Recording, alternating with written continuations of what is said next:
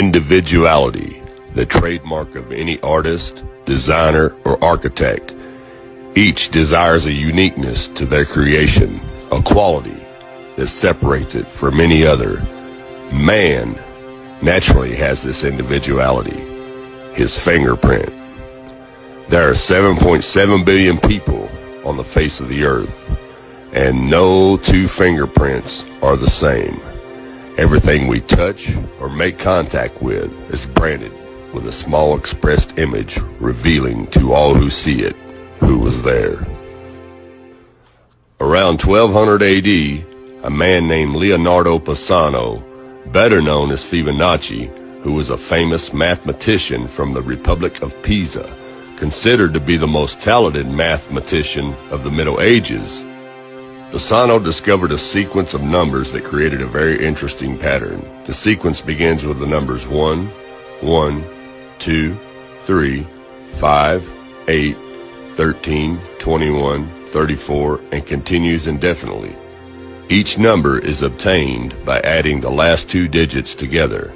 A rectangle with the length and width of any two of the numbers of this sequence forms what is known as the golden rectangle, a perfect rectangle. A golden rectangle can be broken down into squares, the size of the next Fibonacci numbers down and below.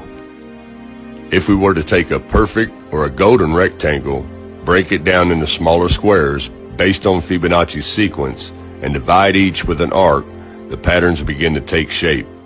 We begin to see Fibonacci's spiral. The spiral in and of itself is insignificant. Its importance is revealed in where we find it. Take, for example, the sunflower. The display of its florets are in perfect spirals of 55, 34, and 21, the sequence of Fibonacci. The fruitlets of the pineapple create the same spiral based on the sequence. The pine cone does the same. As currents move through the ocean and the tide rolls on to the shore, the waves that bring in the tide curve into a spiral that can be mathematically diagrammed onto a plot at the points 1, 1, 2, 3, 5, 8, 13, 21, 34, and 55. Buds on trees, sand dollars, starfish, petals on flowers, and especially the nautilus shell are formed with this exact same blueprint. With each segment of growth, the nautilus adds to itself one more value on Fibonacci scale. This blueprint can be seen around us on a small scale every day. But the greatest example of all is directly above our heads. Even the spiral of the celestial bodies above us are formed with the exact design that the tiny shell is formed.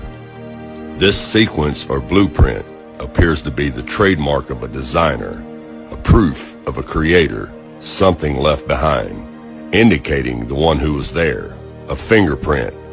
As we scan our universe, from the tiny flower to the celestial bodies above, we see the fingerprint of God.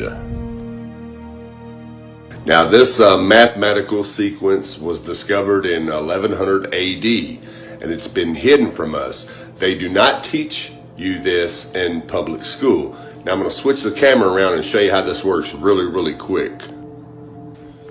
Okay, we start the sequence out with a simple rectangle, and then we make smaller rectangles within that rectangle.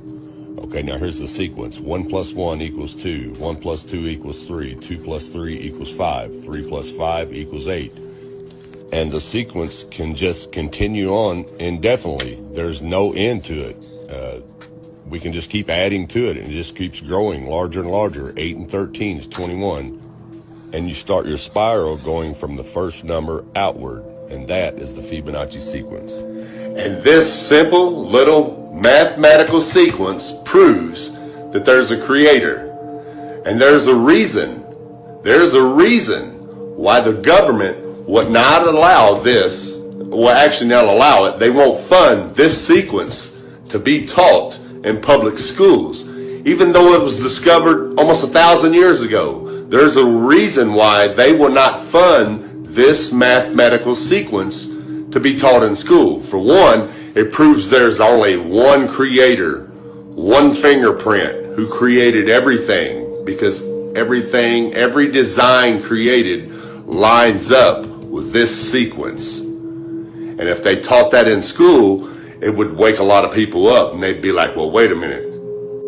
Everything on Earth has this same mathematical design, all the way down to our own DNA. You see what I'm saying? It would kill evolution theory and it would kill the Big Bang theory. That's why this is not allowed to be taught in the public schools. It's time to wake up, people. Thanks for watching, and God bless.